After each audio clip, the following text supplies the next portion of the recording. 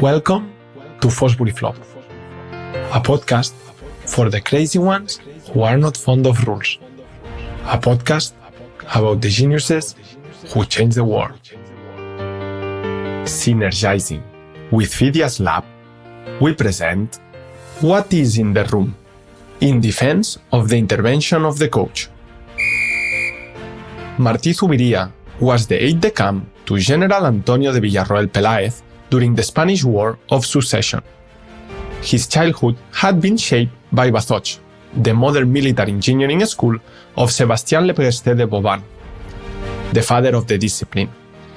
There, the Ducrot brothers, Armand and Zeno, took on the task of developing in Martí the skills a dexterous military engineer needed to possess.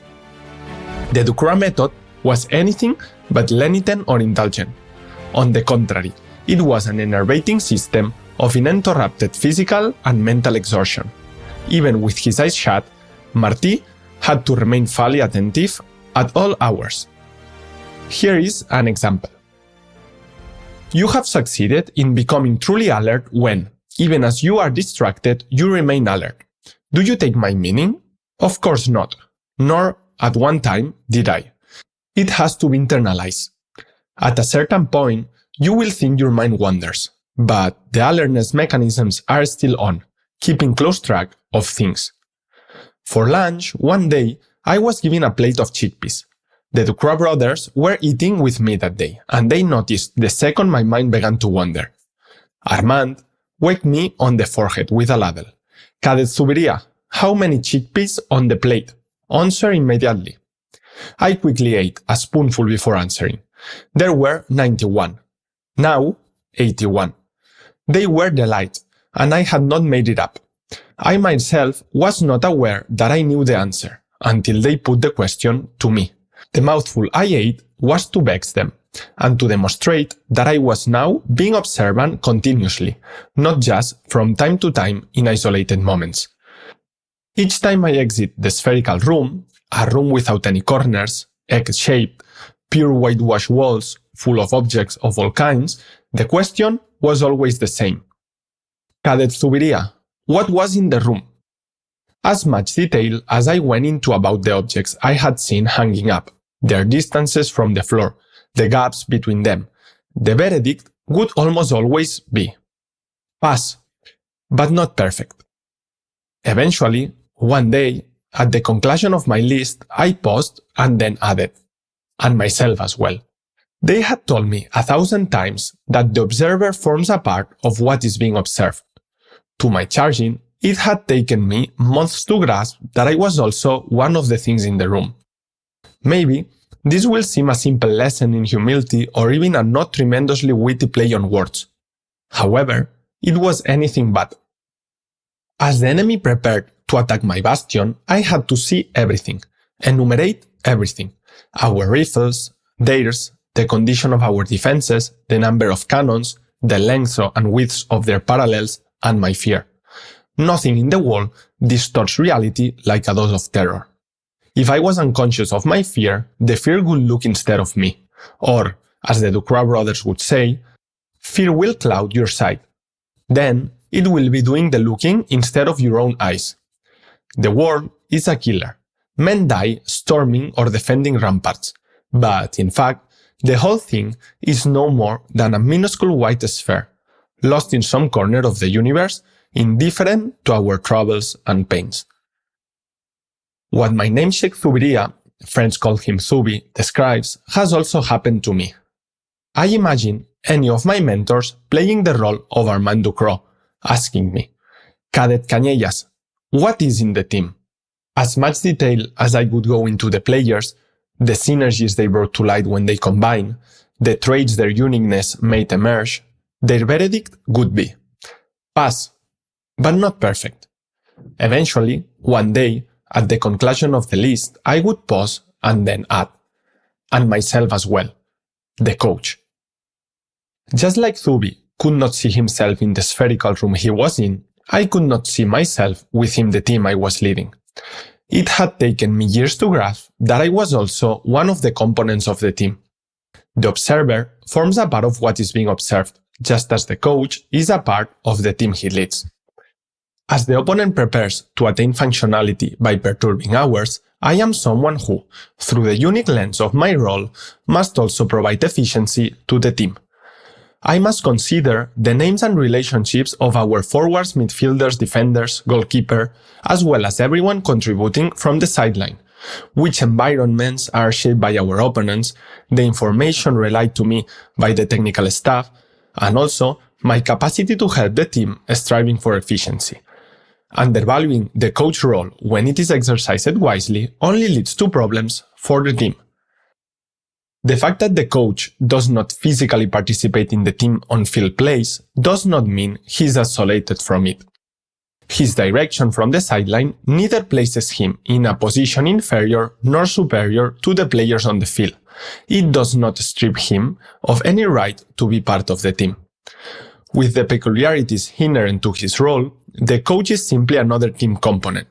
Just like the midfielder, the goalkeeper, or the video analyst, the coach must perceive and act combined, synergize in pursuit of the team's shared purpose. Maybe this will seem a simple lesson in humility or even a not tremendously witty play on words. However, it is anything but. When I entered the room and started leading teams, I was not aware at all that I was inside. I am not proud of it at all, but I do not think it hurts, sometimes, to remember where you came from.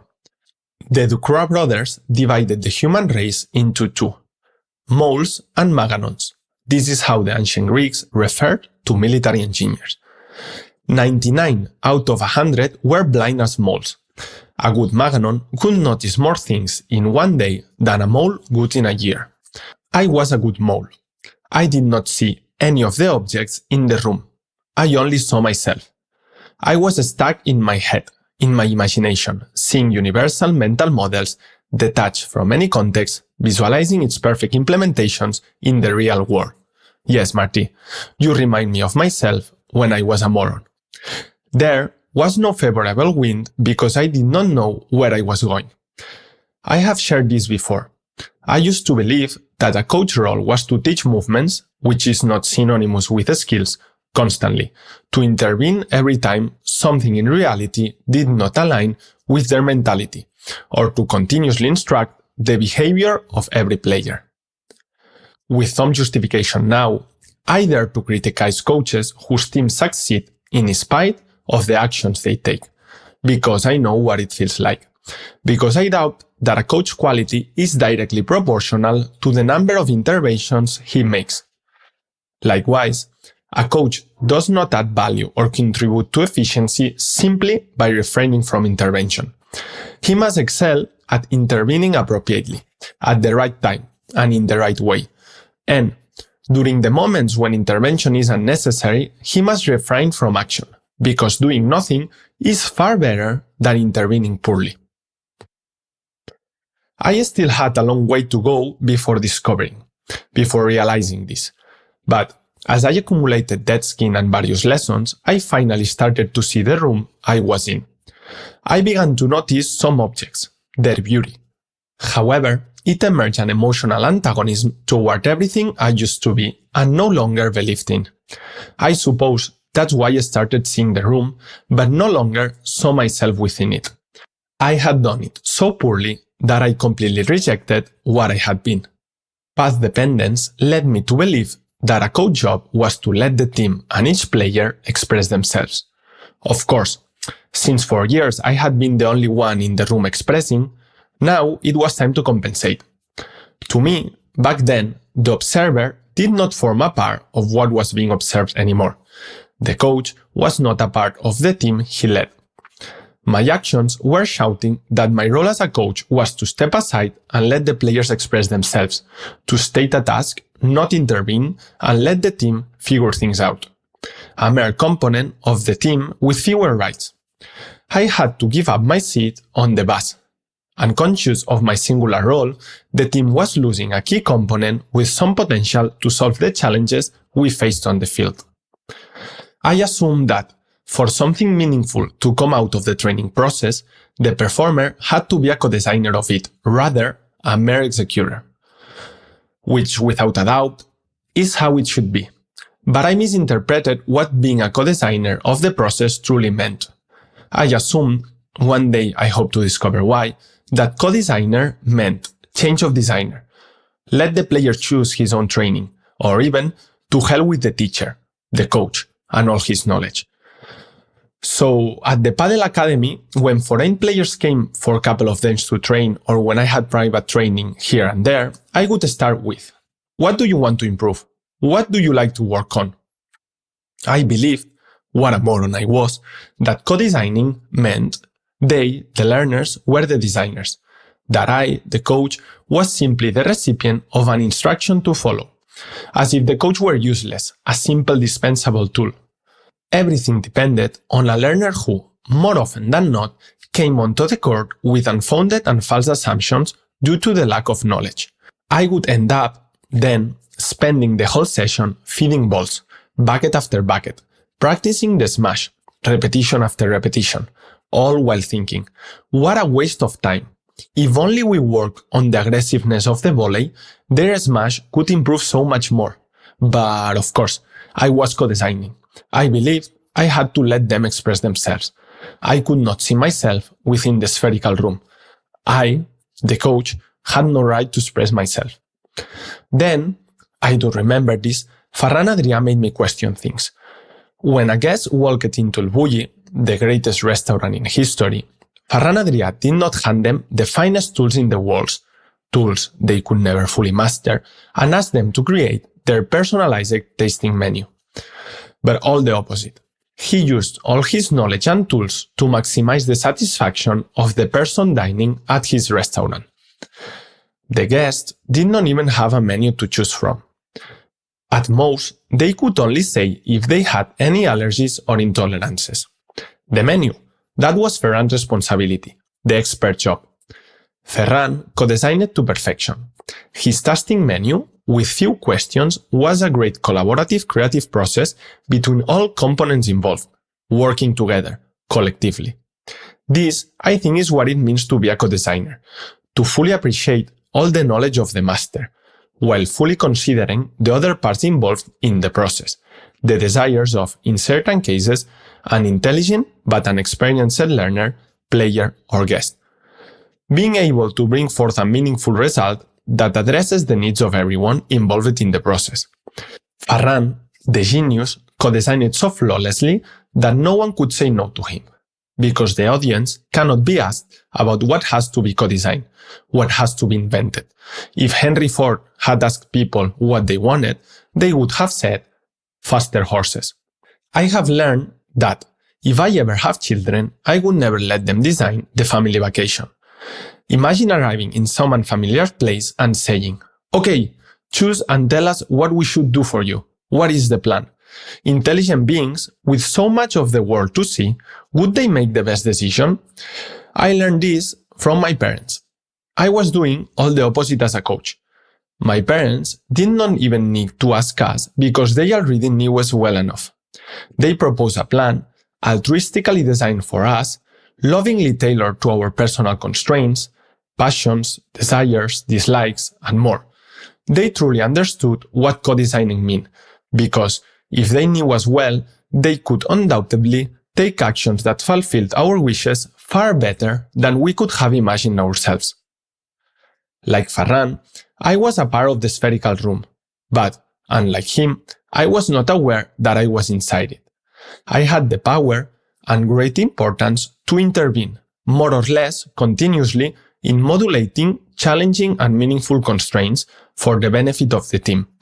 But I rejected it.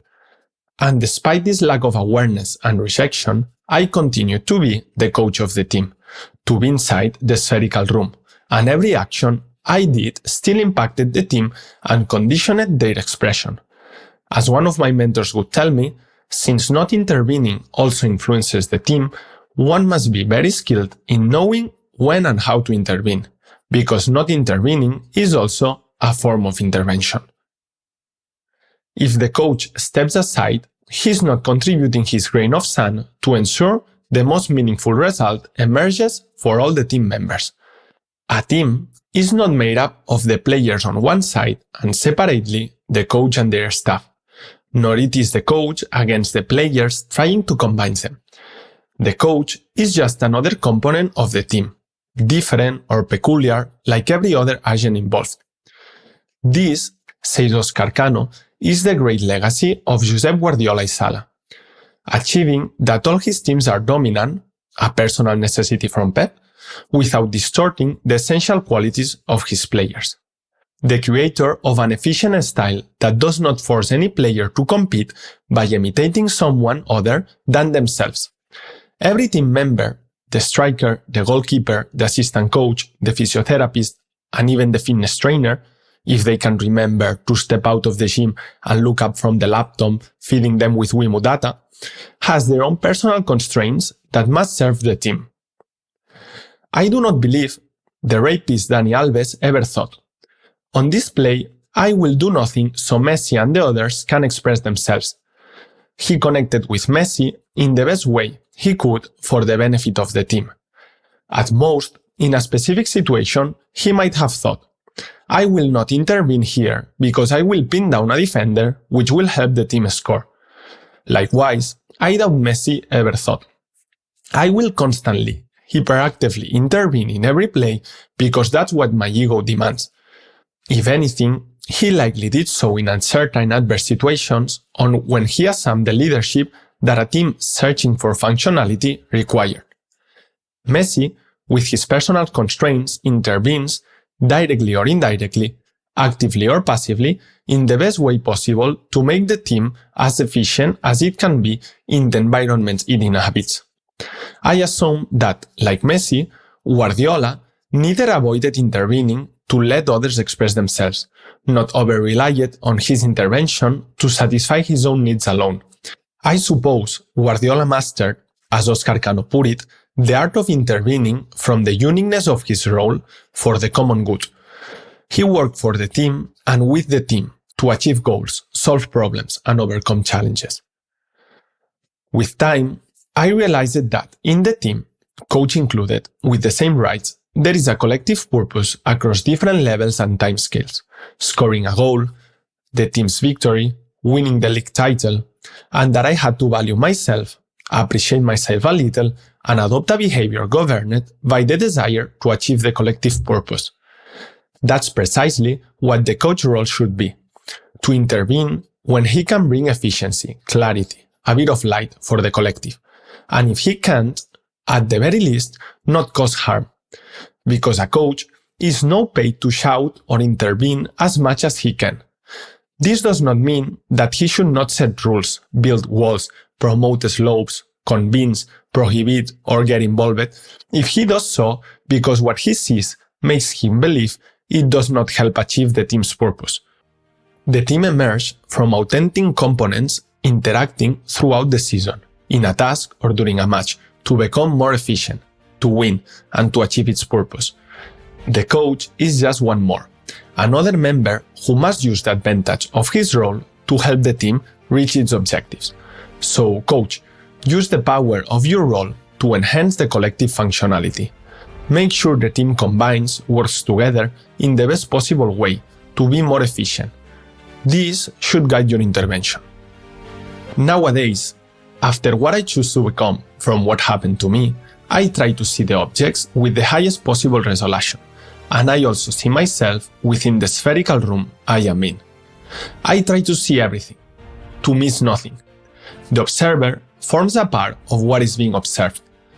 The coach is a part of the team he leads, because when authority is ashamed of being so, its pedestal is never left empty. The idea of not voting does not exist. Carles Capdevila marveled when a couple told him, "We want to be parents without letting it change our lives." One cannot be a coach without influencing their team. A coach, whether they like it or not, continuously builds a citadel that must be inhabited. He has the duty to build the one that best adapts to the context, who inhabits it, and in which landscapes the stones are laid. You are either in or out of the room. If you are in, you have to take a stand.